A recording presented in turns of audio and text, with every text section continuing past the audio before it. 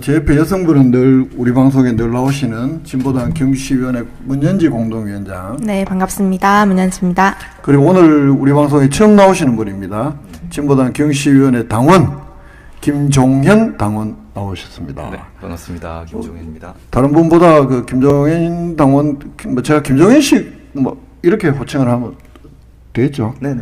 그 김종현 당원께서 먼저 그 우리 본인 소개나 인사부터 좀 해주셔야 될 것 같아요. 독자 여러분께. 예. 저는 당원이고요. 이전에 여러 경주에 온 지 이제 5년 정도가 됐는데 여러 활동들을 하다가 지금 그냥 당원이고 일을 하고 있습니다. 경주에서 일하는 노동자입니다. 우리 그 경주 포커스 유튜브를 꾸준히 보셨던 분들은 그 이분이 낮에도 좀 시간이 있을 때는 진보당이 했던 여러 집회나 이런 데서 또 경주 지역 시민사회단체 집회에서 사회도 많이 보시고 그래서 우리가 경주 포커스가 그 영상 녹화를 하면서 단독으로도 많이 좀 해서 익숙한 그런가요? 전혀 낯설지는 않을 얼굴이다라고 생각을 합니다. 그렇군요. 그리고 우리 문현주 위원장도 인사 한번 하고 하시죠. 네, 일주일 만에 인사드립니다. 어제 밤이죠. 나름 후련하고 통쾌한 소식이지만 또 뭐랄까 무겁고 착잡한 마음도 드는 밤을 아마 다들 지새우셨을 것 같은데요. 오늘 왜요? 윤석열 사형 선고가 났잖아요. 통쾌하긴 한데 또 마음은 좀 무겁더라고요. 이게 이제 또 다시 사법적으로 시작이구나 싶어서 아무튼 그런 공감대를 오늘 함께 나눠보면 좋겠습니다. 예. 자, 그러면 오늘 첫 번째 소식은 뭐부터 이야기를 네, 해볼까요? 아무래도 이제 모든 언론사에서 이제 거의 탑으로 다루고 있는 윤석열의 사형 선고 소식을 다들 들으셨을 텐데요. 이 내용을 다루긴 다뤄야겠는데 어떤 식으로 다룰까 고민을 하다가 기사는 좀 윤석열이 웃었다더라, 도리도리를 했다더라 이런 식의 내란범들의 반응이 주로 나오길래 그것보다는 검사가 구형한 내용을 좀 잘 들여다보면 좋을 것 같아서 그 파일을 좀 보내드렸고 같이 좀 살펴보려고 합니다. 그러니까 윤석열 그 파면 선고할 때처럼 내용이 좀 잘 나와 있더라고요. 네, 그래서 요것을 다 볼 것은 아니지만 주요하게 왜 그 사형이 선고되었는지 정도 같이 짚고 넘어가면 좋을 것 같아서. 예. 네. 보통 일이 아닙니다. 네. 사형이 네, 그렇죠. 검찰에서 네. 사형 구형하는 게 흔한 일이 아닙니다. 네, 진짜로. 맞습니다. 그래서 국민들의 염원을 어떻게 이렇게 담아서 논리적으로 사형이 구형되었는지를 요거 보기 전에 네. 어제 웃는 모습 보면서 어떤 생각이 들었어요? 사형 구형을 할 때 윤석열이가 그 아주 뜻을 알 수 없는 웃음을 웃던데 우리 한 분씩 어떤 느낌이 들었는지 좀 간단하게 이야기 한번 해주실까요? 저는 그 검사가 그 자리에서 얘기도 했지만 반성이 없구나.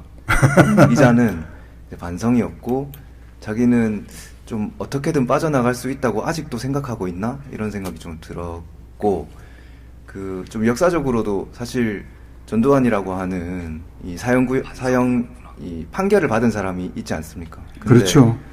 그 자도 결국에는 이 감형이 되고 세상으로 나와가지고 결국 편안하게 이 세상을 뜨게 됐는데 그런 선례가 있는 역사이다 보니까 우리가 잘못 만들어 놓은 역사이다 보니까 그렇게 헛된 꿈을 꾸고 있는 것 아닌가 이런 생각이 좀 들었었습니다. 네, 제가 할 말을 다 하셔가지고 네, 조금 더 덧붙이자면 저는 얘가 아직 믿는 구석이 있구나 하는 생각이 많이 들었어요. 그래서 이게 후련은 한데 대체 뭘 믿고 저런 식으로 저런 표정을 짓는가 약간 기사들 찾아보면은 유체 일탈을 해서 그렇다 이렇게 얘기도 하던데 개헌까지 이제 저질렀던 사람이 믿는 구석이 아예 없지는 않을 텐데 저 뒤에서 얼마나 이제 모략들을 또 꾸미고 있겠습니까? 그런 생각에 다시 마음을 다잡기도 했습니다.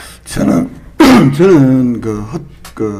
헛된 꿈을 어차피 망상을 하는 사람이니까 꿀 수는 있는데 우리나라가 사실 사형 제도는 있어도 사형 집행을 안 한 지가 그렇죠. 그래서 이제 사실상의 사형 폐지 국가이다 보니 이자가 아직 그 사형이라는 그 무게를 네. 제대로 못 느끼는 것. 그래서 뭐 일반 흉악범이나 이런 데 대한 사형은 집행을 하지 않더라도 온 국민을 전쟁의 위기로까지 몰리고 지 정권욕 때문에 실제 이제 북한을 자극을 하고 전쟁까지 불사하겠다라고 각오했던 인간이라면 이런 인간들은 사형을 집행을 해야 되는 것 아닌가. 그렇죠. 물론 이제 그 대법원까지 다 엄격하게 우리가 그 헌법이 보장하는 최대한의 그 법률 심사를 끝내고는 그래야 좀 현실 감각을 제대로 느끼지 않을까. 이 사형 집행을 안 하는 그런 거에 대한 너가 암만 그래봐야 나야 그냥 감옥에 가서 있으면 언젠가는 세상에 나올 것이다라는 석방될 거다. 이런 생각. 그리고 이제 아까 방금 우리 김종인 당원도 말씀하셨지만 전두환이나 노태우나 그 30년 전에 그 실제 이제 광주에서 사람들을 엄청나게 죽이고 실은 또 뭐 집권했던 자들도 결국은 그 뒤에 사후에 처벌하면서 그 사면해버리고. 네, 맞습니다. 이런 전례가 있었기 때문에 이 자들도 그런 걸 꿈꾸는 것 아닌가 싶어서 그 다행스럽게도 여권 일각에서 이런 내란 사범이나 이런 데 대해서는 네. 앞으로 사면을 아예 못하게 하는 법률도 네. 지금 제정을 준비하고 있다 그러더라고요. 맞습니다. 그래서 그 법의 엄중함을 그리고 그 죄의 무거움을 제대로 처벌받게 해야 된다 이런 생각을 좀 많이 했습니다. 맞습니다. 농고문 한번 볼까요? 네, 논고문에도 이제 이 재판이 어떤 재판인가부터 이제 짚고 넘어가는데요. 1페이지의 맨 끝에 보시면 이 사건은 어떤 사건이냐?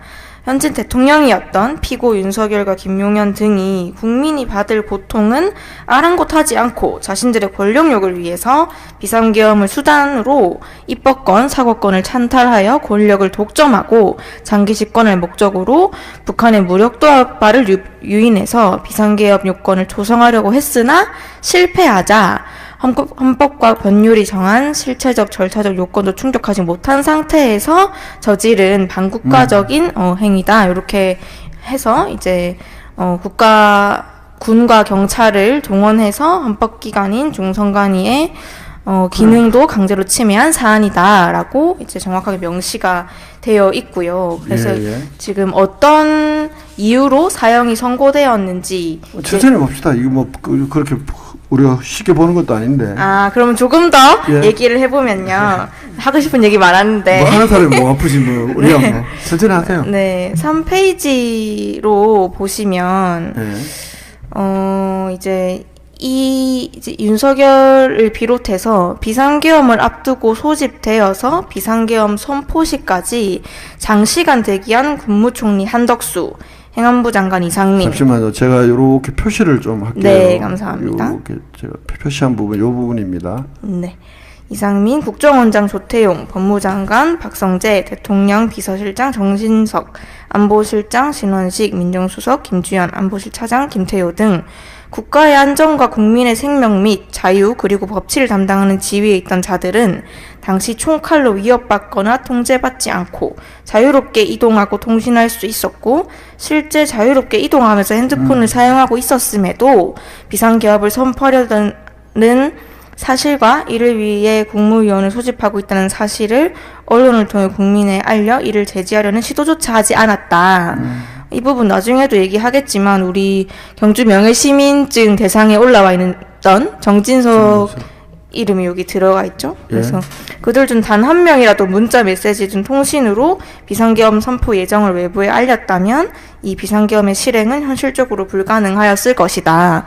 이 부분이 이제 오늘의 재판은 어제의 재판은 이 3명에 대한 재판이었지만 이들도 내란 공범이다라고 명시가 되어 있는 사안이기도 합니다. 이 부분을 보면 우리 사회의 이른바 권력 엘리트들이 얼마나 민주주의 의식이나 특히 보수 정권 하에서 그런 뭐 국민들에 대한 책임 의식, 자기들이 지금까지 국가의 녹을 받고 대한민국 정부의 온갖 혜택을 다 받고 맞습니다. 제자리까지 오른 자들이 실제 이제 민주주의를 가장 국민들의 기본권을 제한을 하고 이런 무도한 짓을 하는데도 단 한 명도 이 농고문에도 단 한 명이라도 문자 메시지나 이런 비상계엄 선포 예정을 외부에 알렸다면 이 비상계엄 실행 자체가 불가능했을 것이다라고 그 검사들이 지적하는 이 부분, 네. 실제로 지금 우리 대한민국 정부 내에도 얼마나 많을 것인가, 정말로 이번에 우리가 그 12.3 내란을 겪으면서 가장 허탈했던 장면도 저는 이 장면이라고,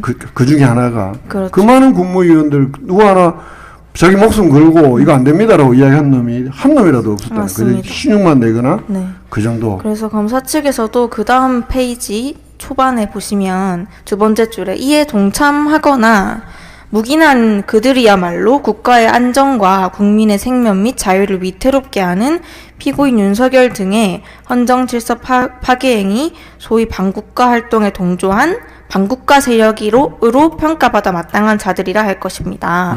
이들이 바로 반국가 세력이다. 그렇죠. 오히려 이렇게 명시를 한 저보다 부분. 훨씬 더 세게 말했네. 네.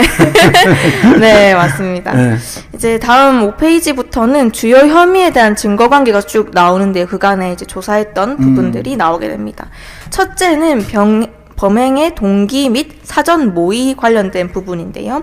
피고인 윤석열, 피고인 김용현, 피고인 노상원은 밤첩사령관 여인영과 함께 2023년 10월 이전부터 비상계엄을 수단으로 한 내란을 준비했다라고 하면서 이들은 선제적 군사 조치로 북한의 무력 도발을 유인하는 방식으로 군사적 사태 등 비상계엄 선포 요건을 조성하려고 했으나 그러한 여건이 형성되지 않자 야당의 입법 활동과 공직자 탄핵, 예산 삭감 등을 내란을 획책하는 반국가 행위로 몰아서 반국가 세력 척결이라는 사유를 내세워 비상계엄을 선포하기로 계획 모의하였다고 나와 있고요. 그래, 이 부분을 어제 그 윤석열 네.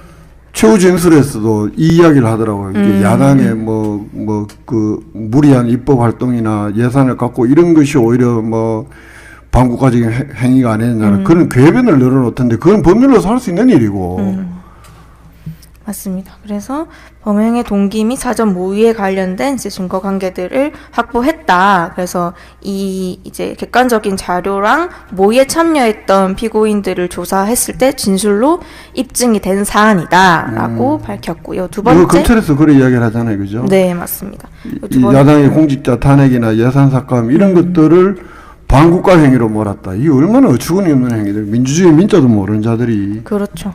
정부를 담당하고 있었다는 명백한 증거 중에 하나이다 싶기도 합니다. 맞습니다. 두 번째로는 비상계엄의 위헌, 위법성과 그에 대한 인식과 관련된 부분인데요. 헌법과 계엄법은 대통령이 국가 긴급권 남용을 방지하기 위해서 비상계엄의 실체적 요건을 엄격하게 제한하고 있으나 계엄 선포 당시 이를 정당화할 객관적 사정은 전혀 존재하지 않았습니다. 이게 이제 전시 사변 또는 그에 준하는 네. 그런 거요. 비상 맞습니다. 상황. 그래서 이러한 사정은 평균적인 상식을 가진 사람이라면 누구나 인식할 수 있는 것이었고 피고인들 역시 그 위헌, 위법성을 충분히 인식하고 있었습니다.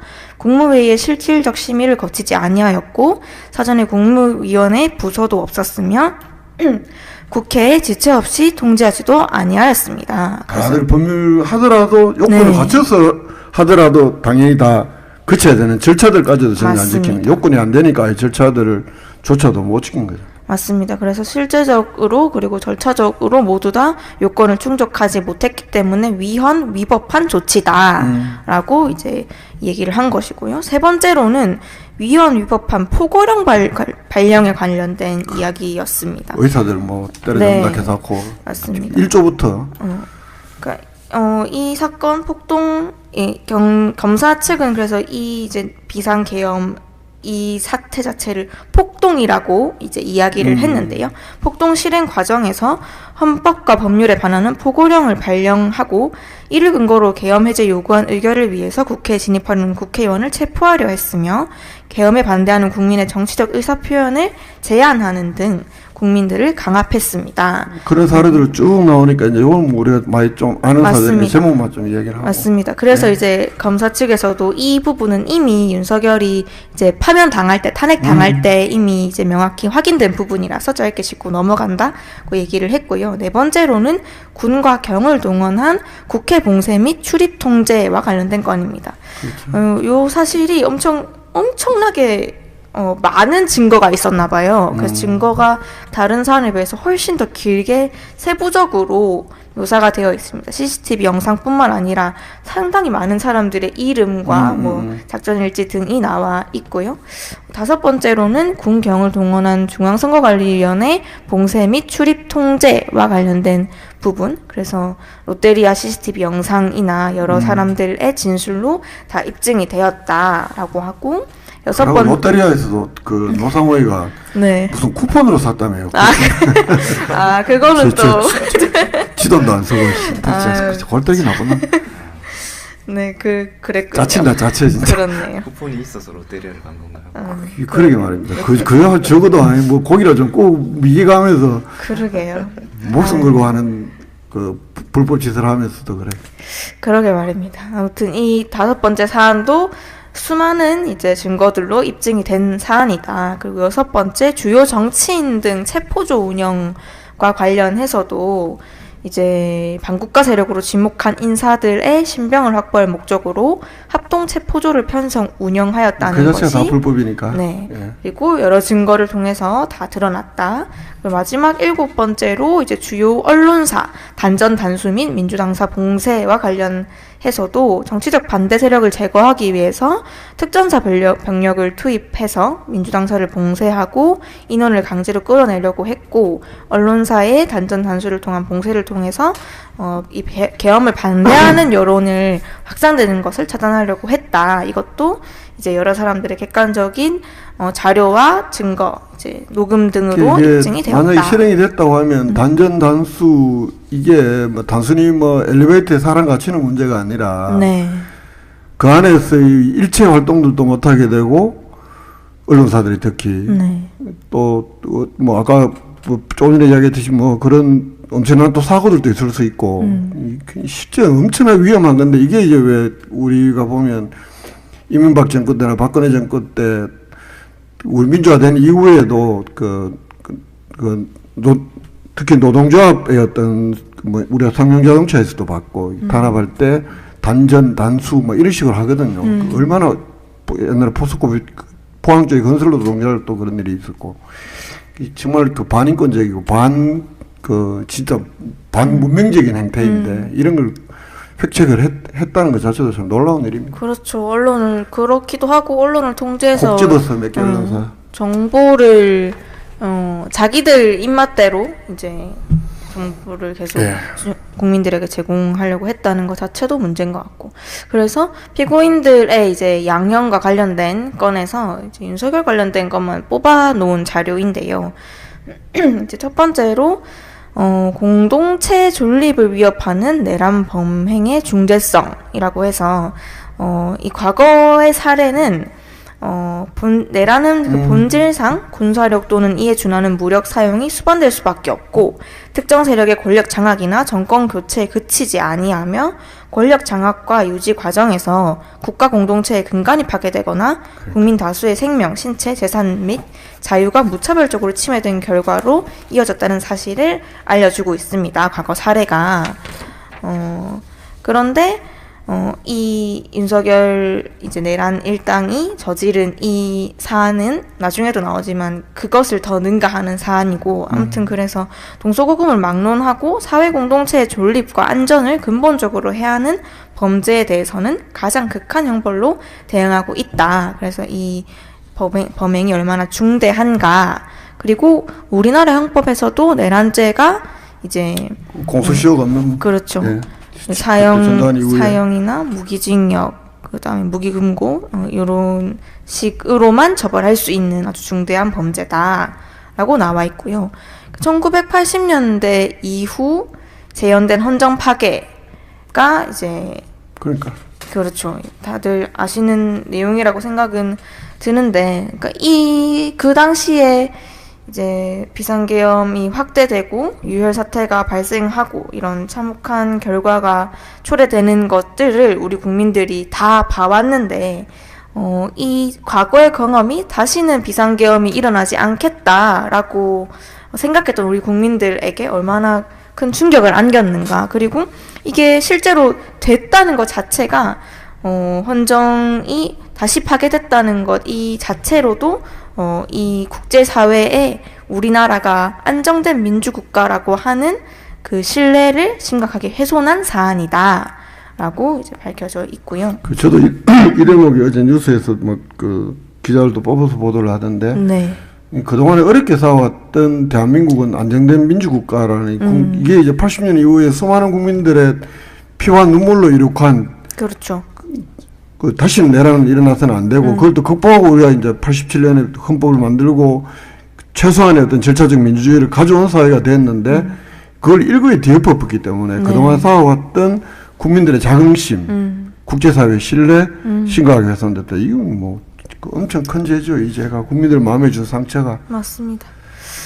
그리고 이제 세 번째로는 정치적 중립 및 국민에 대한 충성 의무가 있는 군과 경을 동원했던 것 자체도 요즘은 이제 다시는 다루게 우리가 되었고요. 군이 네. 다시 국민들 향해서 네. 총불을 겨누는 일은 없어야 되는데 실제 그게 재현이 됐으니까 맞습니다.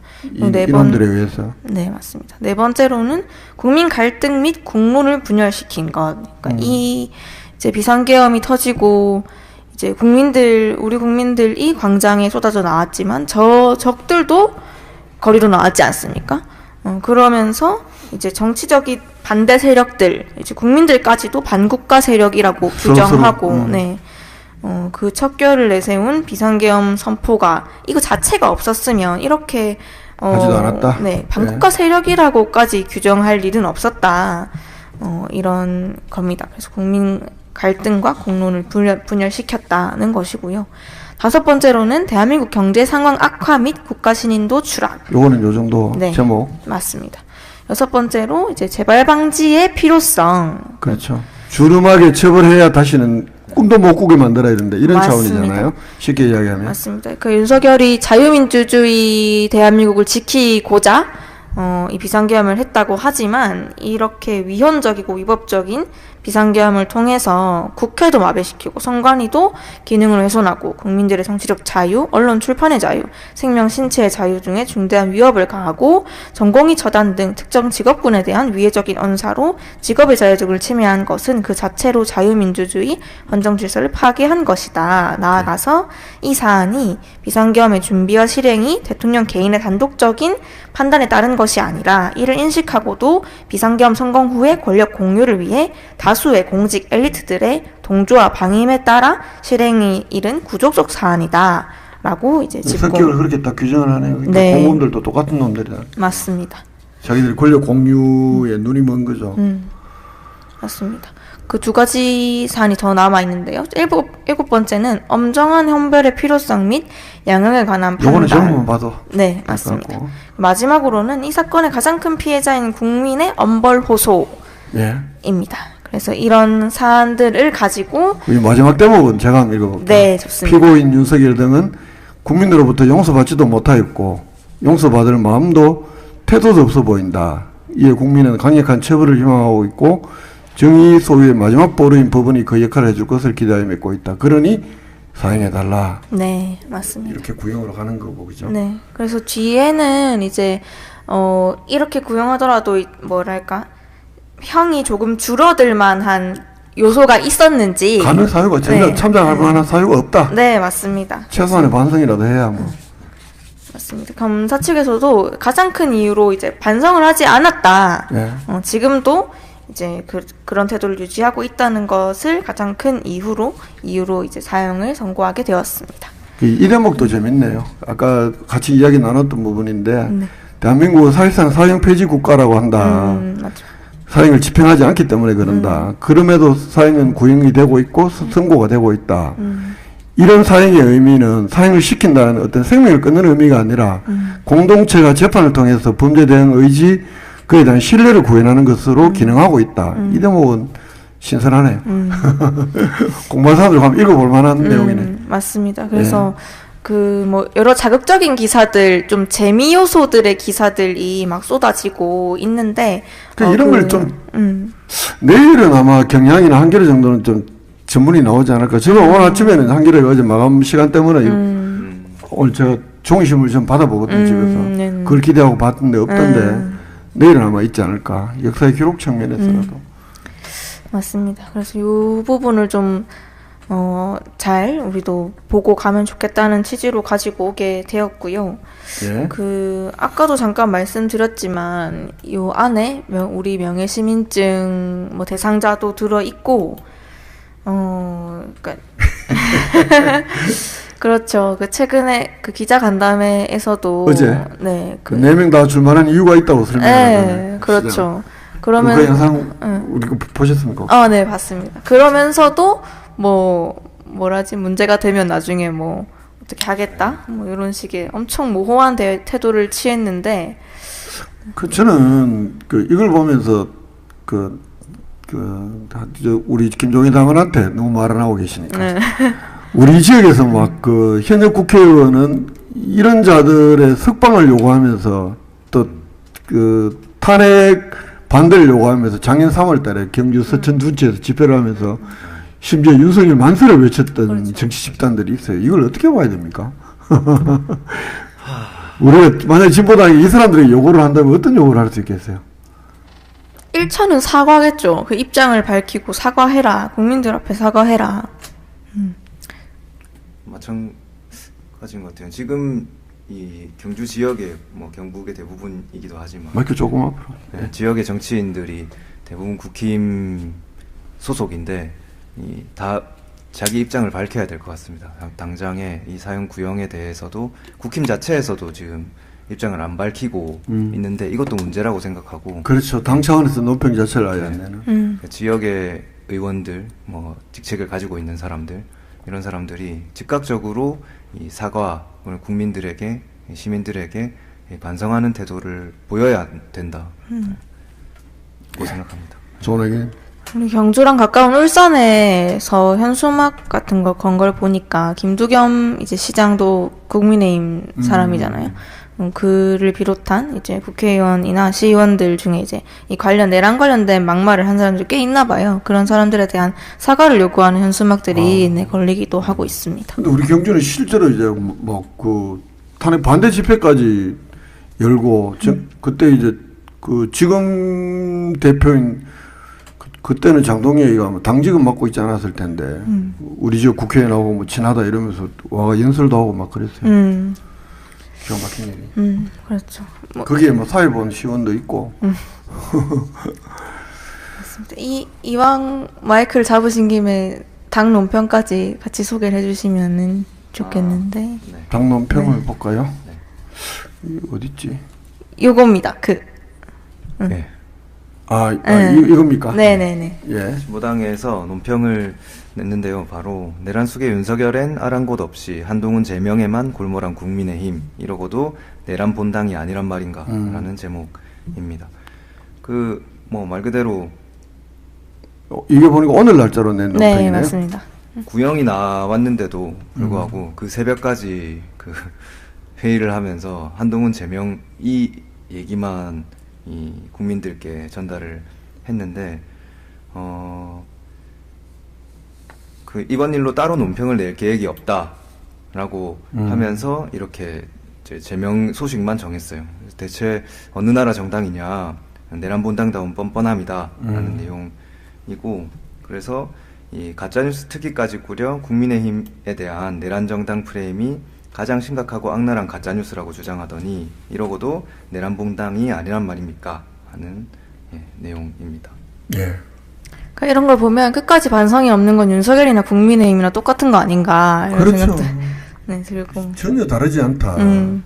그렇게 시간만 넘기고 어물쩍 그냥 또 넘어가고 그렇죠. 당명 바꾸고 당명을 윤어게인으로 바꿔야 되는 거 아닌가. 지금 당명 바꾼다고 네. 국민 제안 받는 휴스만 그렇죠. 오늘 출근하는데 갈라가 네.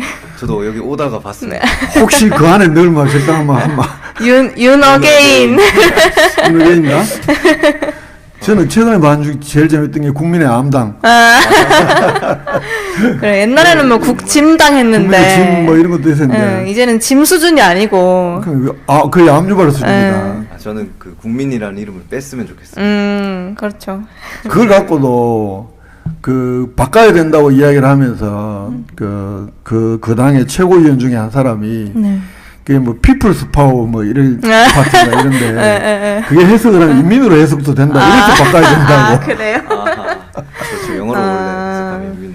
그 인민이나 국민이나 그런. 우리가 사람 인자에 백성 민자 쓰는 게 네, 원래 우리가 그렇게 그러니까요. 쓰던 건데. 그게 뭐 인민이란 말이 나쁜 말이 아니에요. 굉장히 좋은 말도 아니고 그냥 아주 그냥, 객관적인 표현이에요. 인민이란 표현은. 근데 맞습니다. 자꾸 우리가 빨간색을 입히고 거기다가 어떤 계급적인 의미를 부여하고 막 이념을 들이대서 그렇지. 나라의 백성이라는 의미보다 그냥 사람 인자에 백성 민자가 훨씬 더 객관적으로 잘 표현해주는 표현이잖아요. 어떤 나라의 백성이라 그러면 그 나라에 절대 충성해야 되는 국가의 하나의 뭐 부속품인 것처럼 네. 또는 그 뭐 국가의 구성원의 하나인 것처럼밖에 취급이 안 되는 반면에 인민이라는 표현은 네. 그 자체가 사람인 것이고 네. 세상의 주인인 것인데 그럼 그 표현이 더 맞는 표현이지 워낙은 우리가 북쪽에서 쓰기 때문에 대한민국에서 안 쓰고 있을 뿐이지 색칠을 많이 당했죠. 색칠 당해서 그런 거지. 근데 그 당은 그래서 그 인민으로 해석되기 때문에 그 국민의힘 이름을 바꿔야 된다라고 주장하는 게 아주 넓어진 최고위원이요. 예. 예, 참. 그 당은 도대체 네. 뭐 무슨 공부도 하고 한 사람들이 앉아 있는지 모르겠어요. 참. 그래서 아까 낮에 이제 한동훈 전 대표가 그 기자회견 한 내용에도 있는데 이 한동훈 제명 자기를 제명한 것은 제2의 계엄이다 뭐 이런 얘기를 했더라고요. 여기 기사 오마이뉴스에 한 번에 떠 있는데 나를 당직힌 나를 제명? 이건 또 다른 계엄선포는 그건 내에서 그렇지. 계엄이라는 표현 어디 갖다 붙이고 앉아야 그렇죠. 근데 오히려 그렇죠. 저 한동훈이 그나마 이제 지사하고 했던 뭐 했던 네, 간에 그렇죠. 이유가 뭐든 간에 어쨌든 네. 지금 투표권도 없는데 국회 표현회장까지 그러니까요. 그래도 고 한동훈 따르던 무리들이 어쨌든 무엇을 위해서든 간에 어쨌든 계엄 해제 결의에 18명이 참석을 했던 것은 의미는 있으나 그거 없어도 계엄 해제는 되었다. 솔직히. 그 인원수는 그 18명이 무슨 뭐 그거 아니었으면 통과 안 되는 숫자는 절대 아니었다. 네, 이 내용은 이 정도로 넘어가면 될 것 같습니다. 예. 그래서 이 지역 여기 한국 우리 대한민국의 뉴스는 요 내용이 길 것 같아서 이렇게 하나만 들고 오게 되었고요. 나머지는 경주 소식을 좀 같이 보면 좋겠는데요. 예, 예. 경주 소식 첫 번째는 이제 정보 전달 겸 조금의 입장이 들어간 내용인데 경주시가 공공 심야 약국을 이제 확대했습니다. 이게 지난주 수요일인가 목요일인가 났던 기사였는데요. 원래는 시내에 두 곳이 있었는데 그렇죠. 동천에 하나, 황성에 하나 이렇게 각각 한 개씩 생겼습니다. 공공 심야 약국이라는 게 이제 휴일이랑 심야 시간에도 이제 운영하는 약국이라고 해서 이제 저기 동천에 있는 거는 월요일부터 토요일까지, 그다음에 여기 황성에 있는 거는 금요일까지 하는데 이제 11시 밤 11시까지 운영을 하는 심야 약국이고, 제가 좀 놀랐던 거는 이 통계가 있던데 25년 기준 공공 심야 약국 이용자가 3,348명으로 집계가 됐더라고요. 네. 제 생각보다 많은 수치여서 좀 놀랐어요. 아, 그래요? 네, 그러니까 시내 저도 이렇게 밤에 아플 때 약국을 못 가서 그냥 이렇게 끙끙 앓는 경우가 있는데 이게 확대가 되면 이용자 수가 훨씬 많아지겠다. 이제 필요한데 이용을 못하는 사람이 많구나 이런 생각도 좀 들었고, 이제 접근성이 하루에 10명이 넘는다는 소리네.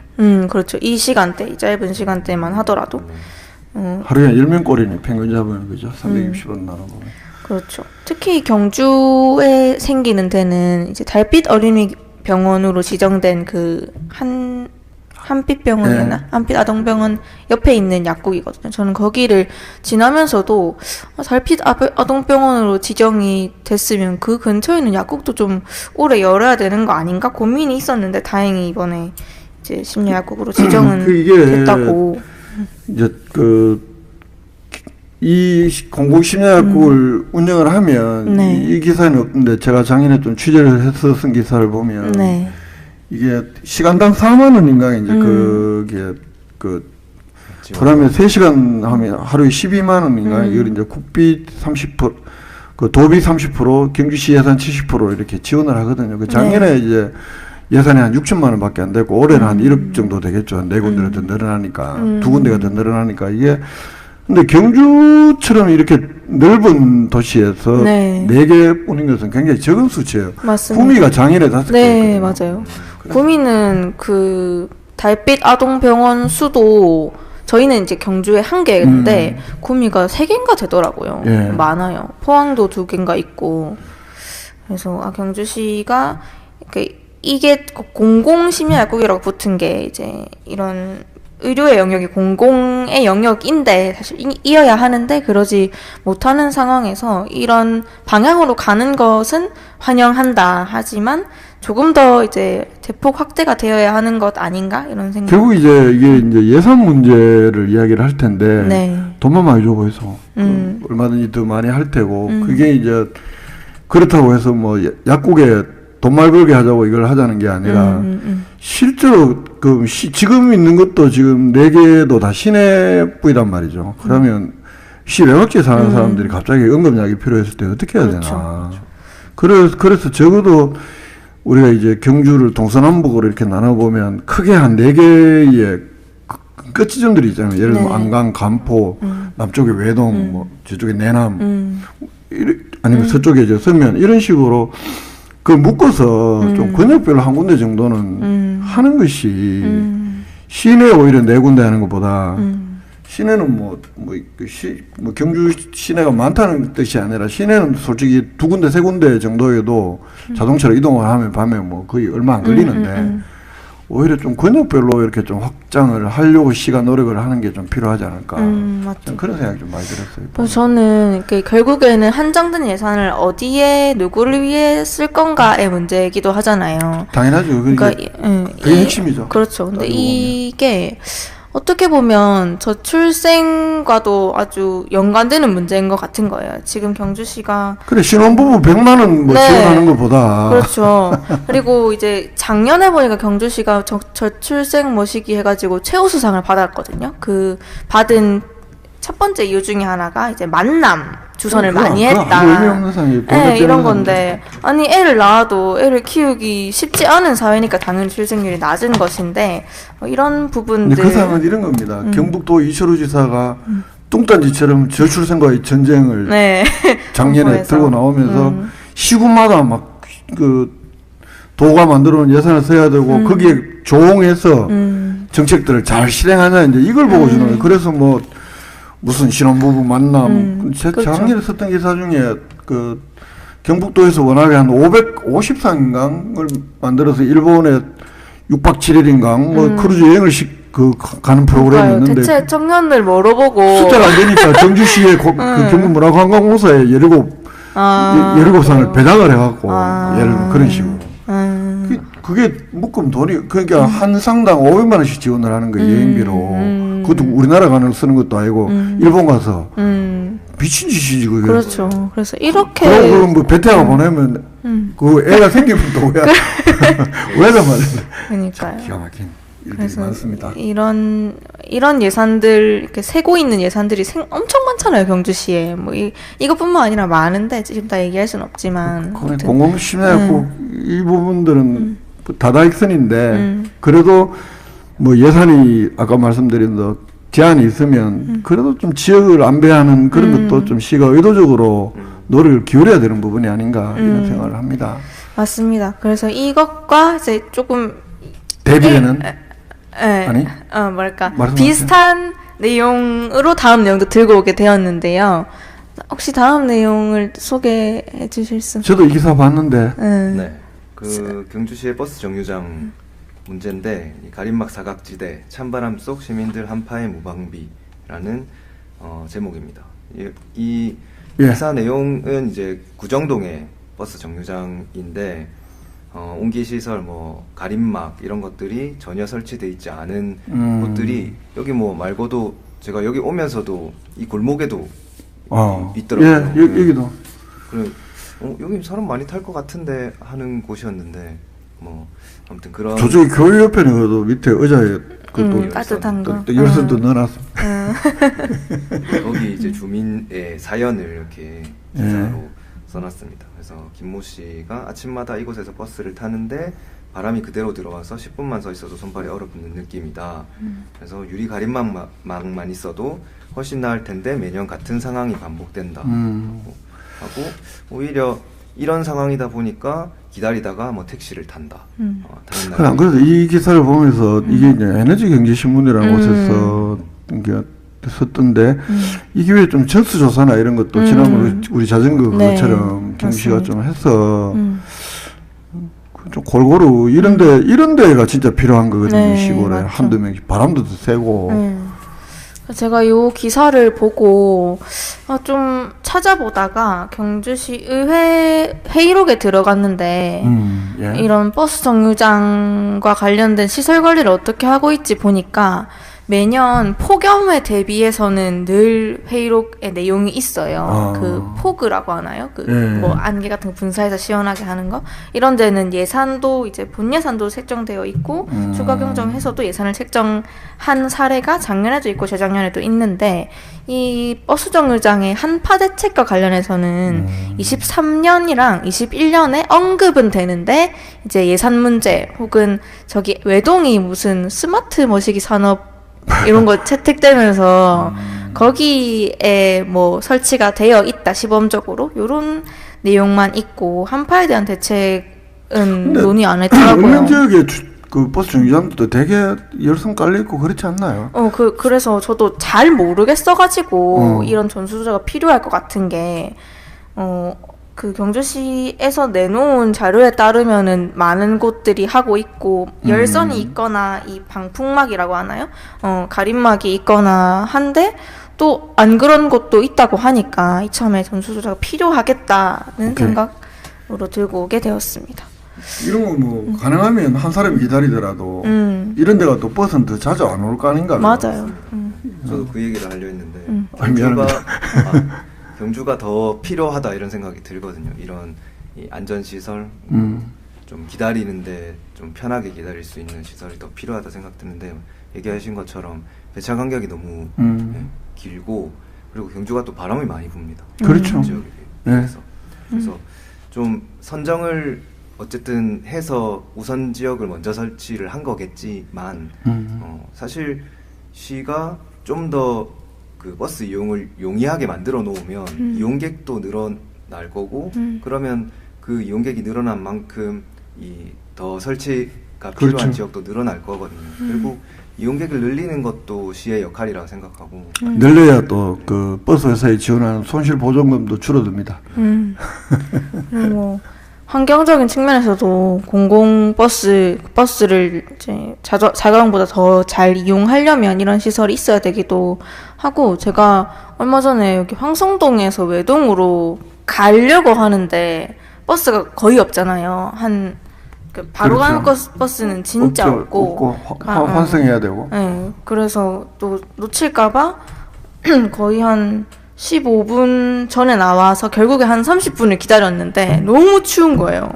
그 생각도 나고 경주 특히 다른 지역보다 경주가 버스의 배차 간격이 더 길기도 하고 이것뿐만 아니라 그 여기 어플에 뜨는 버스가 오는 시간이랑 실제 버스가 오는 시간이랑 많이 달라요.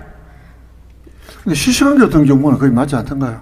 이게 이런 것 같은데 그러니까 정류장마다 시간이 다를 예, 거예요. 예. 근데 정류장 개수로 뭐 이거 1분 이런 식으로 배치를 했는지 모르겠지만 5분이 적혀 있는데 금방 지나가 버리거나 이런 맞아. 사례들. 그거는 이제 그 예를 들면 왜 그 버스 시간표 있잖아요. 그거하고는 잘 안 맞다 이 말이잖아요, 그죠? 그것도 그렇고 휴대폰 어플에 뜨는 뭐 예를 들면 어플에는 4분 전 이렇게 돼 있는데 이미 지나갔다던가. 그럼 왜 그렇지? 그런 원래는 제가 버스를 그래서, 많이 안 타봐가지고 관광- 작년에 제가 볼 때는 거의 실시간으로 거의 비슷하게 좀 맞는 느낌은 있었는데 관광객들도 그런 게 불편하다고 얘기하는 외국인 관광객들도 엄청 많이 봤고 아무튼 경주의 이 버스 체계가 문제가 많습니다. 오케이. 좀 버스 많이 좀 타고 다니면서 사실 좀 봐야 되는 문제들이 있는데 작년에는 제가 버스를 좀 많이 이용을 하다 보니 뭐 이야기할 게 많았는데 올해는 거의 이용을 안 해서 사실은 제가 잘 모르는 부분도 많습니다. 이거. 예. 네, 제가 준비한 소식은 여기까지입니다. 다 했어요. 네. 아까 홍성규 대변인 이게 끝났고 예. 오늘 준비한 소식은 여기까지랍니다. 전 방송해 보시니 어떠세요? 좀 말할 기회가 별로 없었죠. 좋았습니다. 말을 안 한 지가 오래돼가지고 네. 그렇습니다. 네. 예, 오늘 앞에 우리 검찰 구형 농고문 오늘 그거에서 많은 시간을 갖고 맞습니다. 그건 뭐 한 좀 어디서 구해볼 수 있을까요? 그냥 검색하니까 나오던데. 이게 아마 국회의원들 통해서 국회의원이 법원에 요구해서 받아서 국회의원이 이제 기자들 통하거나 이렇게 해서 나가는 거라서 농고문이 떠 있거나 이렇지는 않거든요. 법원에 떠 있지는 않거든요. 네. 여기 한겨레에 전문이 올라와 있네요. 오늘 이제 올라왔겠네. 예. 2시간 전. 야, 2시간 전에. 그리고 지금은 농고문, 뭐 검찰 구형 농고문 이렇게 검색을 하시면 언론사들이 구해서 띄워놓은 게 다 있을 건데 그거 한 번씩 읽어보시고 그리고 공부하는 자녀들에게도 한 번씩 읽어보게 하면 이 글이 굉장히 논리적일 것 같아요. 이 글 자체가. 논술 공부 10번 하는 것보다 이런 거 한번 제대로 쓴 글 한번 보는 게 훨씬 나을 수 있겠다라는 생각을 합니다. 오늘 귀한 자료 준비해 주셔서 고맙고 방송 마쳐도 되겠습니까? 네. 예. 다음 주는 뭐 쉬는 날 없죠? 미리 안 봤는데. 예. 한 주 건강히 잘 지내시고 또 다음 주 뵙도록 하겠습니다. 네. 긴 시간 봐주신 독자 여러분들께도 고맙다는 말씀 드립니다. 방송 마치겠습니다. 고맙습니다. 수고하셨습니다.